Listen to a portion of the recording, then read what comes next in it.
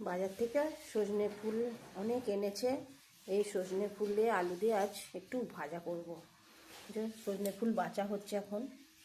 সজনে ফুলগুলো জলে এবার ভিজিয়ে দিলাম, ধুয়ে নিয়ে এবার একটু হালকা ভাপিয়ে নেব।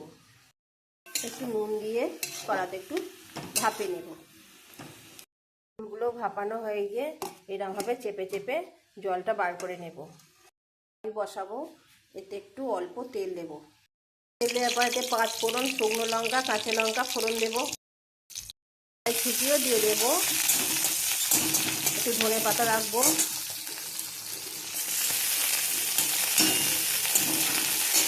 এখানে আলুগুলো একটু ভাপিয়ে রেখেছি, এর সঙ্গে আমি দিয়ে দেবো। ছাড়া করবে একটু। তারপর ভাপানো সজনে ফুলগুলো দিয়ে দিলাম, একটু ধনে পাতা দিয়ে দেবো, একটু অল্প নুন আর একটু সামান্য চিনি দেবো স্বাদ আনার জন্য। হলুদ দিয়েও করে, এখানে আমি হলুদ দিইনি। তো সজনে ফুল আলু ভুজিয়া রেডি।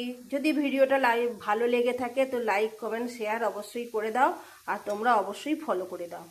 Thank you.